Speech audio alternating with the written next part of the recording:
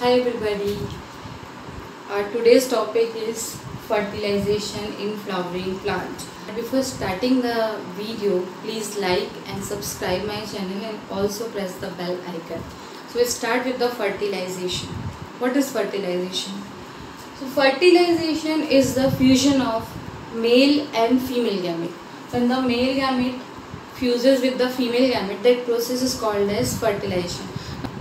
Now there are two importance of fertilization.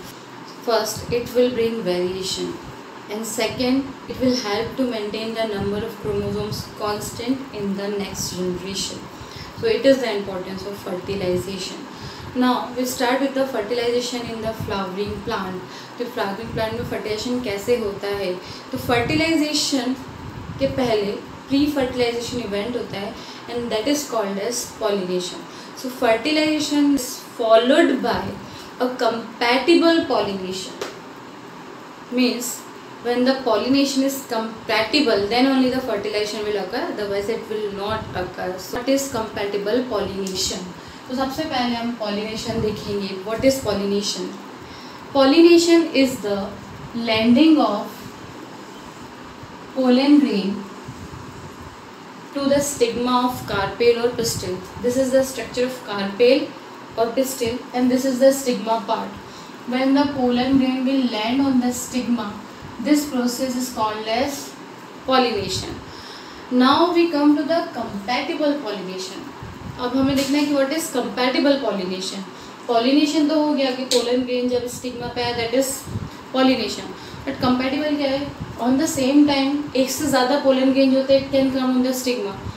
तो stigma उसको accept करती है या नहीं करती है, that is called as compatibility.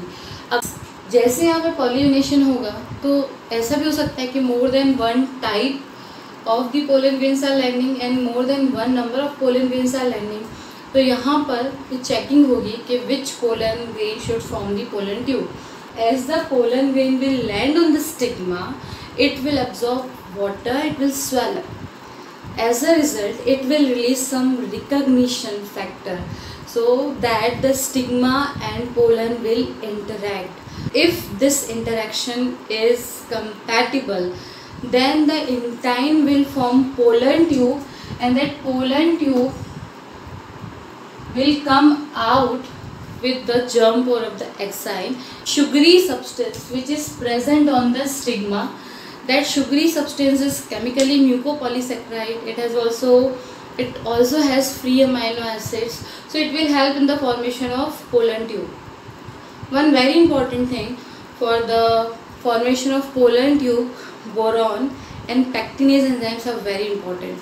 Now the pollen tube has started to form, so we'll come to the next part of the fertilization.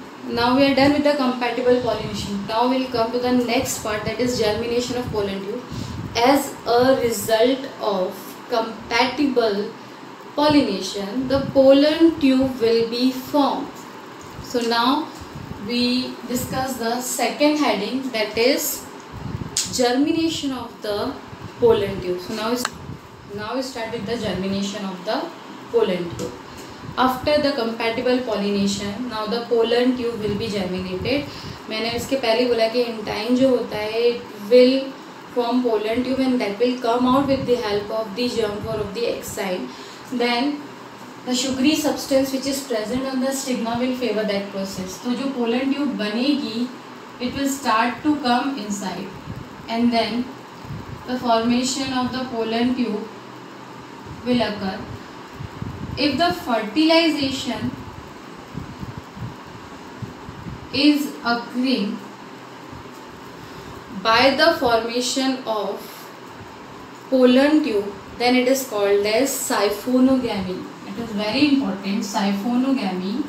When the fertilization is occurring by the formation of pollen tube, then it is called as siphonogamy. Most of the time the pollen tube will enter from the microphyll end. This end of the ovule is called as microphyll end. So when the pollen tube is entering from the microphyll end, then it is called as porogamy. The process. So if it is entering from the chalaza end of the ovule, then it is called as chalazogamy.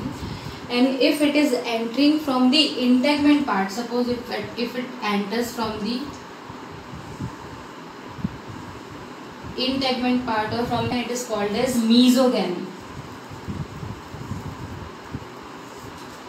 So the important point is to remember the example of porogamy and mesogamy and chalazogamy. So porogamy is present in lily, chalazogamy is present in casuarina, and the mesogamy is present in cucurbita. So these are the examples of different type of pollen tube formation. These are the example of different type of pollen tube entry in the ovule. Now we'll come to the next part, that is fertilization, because the pollen tube has formed and it is moving inside to the ovule. Inside the ovule, female haploid gamete or megaspore is present. Fertilization will occur. So now the next topic is fertilization. Now we discuss with the fertilization. So after the formation of pollen tube, fertilization will occur. So inside the pollen tube, as you can see, total 3 nucleuses are present. 2 nucleuses are called as generative nucleus or male gamete or germ cell, whereas the 1 nucleus is called as vegetative cell or vegetative nucleus. Vegetative cell will help in the formation of pollen tube, and the male and the generative nucleuses are the male gametes which will help in the fertilization. Now as the pollen tube will reach at the microphyll end, you can see it as the microphyll end. So at that time when it will enter into the ovule, the vegetative cell will degenerate and the filiform apparatus which is present at the base of synergid cell will attract the pollen tube to come inside the ovule.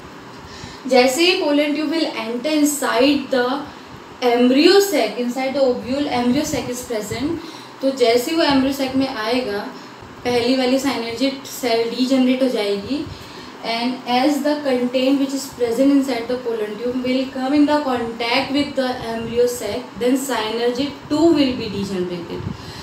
In that way it is helping in the fertilization. Now the male gamete from the pollen tube has entered inside the embryo sac. अभी मैंने बताया कि we are having 2 germ cells or generative nuclei. Now these 2 generative nuclei which are haploid, means which has half number of chromosomes, will come, it has come inside the embryo sac.